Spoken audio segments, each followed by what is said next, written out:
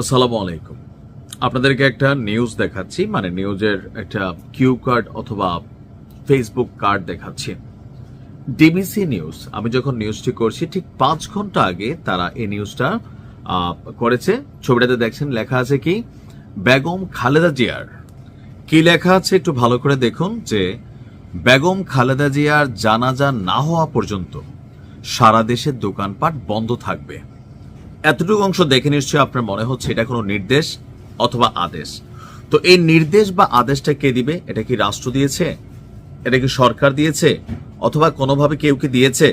তো বিস্তারিত নিউজ না দেখলে অনেকেই লেখাটার অর্থই বুঝবেন না। আমার কাছে মনে হচ্ছে যে অনেকগুলো চ্যানেল আসলে কে যে কার মোটিভ নিয়ে কাজ করে, এটা বেগম খালেদা জিয়ার জানাজা নিয়ে বিতর্ক তৈরি করার চেষ্টা। কারণ কমেন্টে হাজার হাজার কমেন্ট আসছে যে আমরা তো পেট নীতি করি, খালেদা জিয়া মরছে, দোকানপাট কেন বন্ধ রাখবো?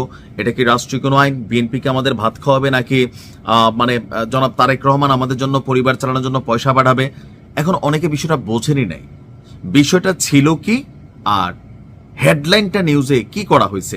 আবার আসুন দেখি, মূল ঘটনাটা হচ্ছে বেগম খালেদা জিয়ার জানাজা সম্পন্ন না হওয়া পর্যন্ত সারা দেশে যে দোকানপাট আছে সেই দোকানপাট বন্ধ রাখার অনুরোধ জানিয়েছে। অর্থাৎ এটা কোনো নির্দেশ না, অনুরোধ জানিয়েছে বাংলাদেশ দোকান মালিক সমিতি এবং দোকান ব্যবসায়ী মালিক সমিতির নেতৃবৃন্দ। তো আমার মতে যারাই অনুরোধটা জানিয়েছে জানাইতে পারে, তবে এই ধরনের অনুরোধ না জানানো ভালো। কারণ এটার সাথে ওনার জানাজার সাথে হতে পারে যে বেগম খালেদা জিয়ার জানাজা যেখানে হবে সেই জায়গাগুলোতে যদি একাধিক জানাজাও হয়, সেই এলাকার যে দোকানপাট আছে সাময়িক বন্ধ রাখা অথবা ধরেন খোলাও রাখতে পারে। ফর এক্সাম্পল তারা বন্ধ রাখার অনুরোধ করতে পারে, কিন্তু সারা দেশে দোকানপাট বন্ধ রাখার জন্য তারা যে অনুরোধটা করছে আমার মতেও এটা অহেতুক। অনেক সময় আছে হয় কি, অতিরিক্ত তৈলমর্দন বা তেলবাজি একটু ভালোবাসা দেখাইতে গিয়ে এটা হয়, বাংলাদেশের মানুষের মধ্যে এই তেলবাজির প্রবণতা আছে।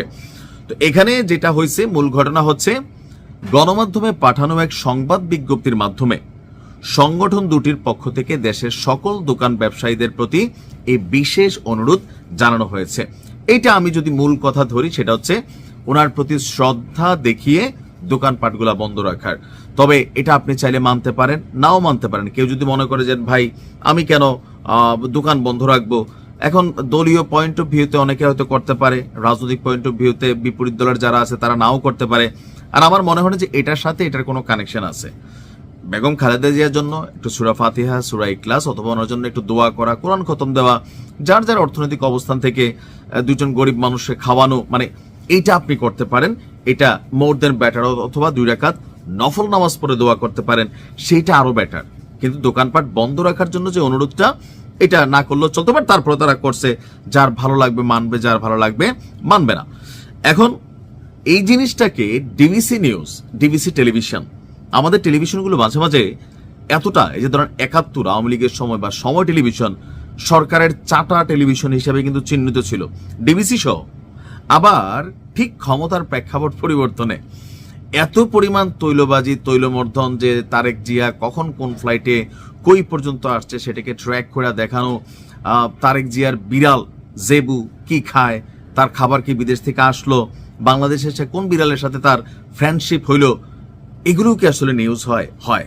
এমনকি মূলধারার মেইন স্ট্রিম মিডিয়া এই নিউজগুলা করে, তখনই বুঝতে হয় টেলিভিশন ভবনগুলো বা টেলিভিশনের যারা মালিকরা আছেন বা সম্পাদকরা আছেন তারাও কি পরিমাণ চাটে।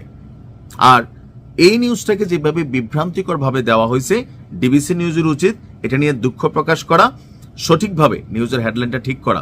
কারণ অনেকের মধ্যে নিয়ে বিতর্কিত মন্তব্য তৈরি হয়ে গেছে পুরো নিউজ না পড়ে। ভালো থাকুন।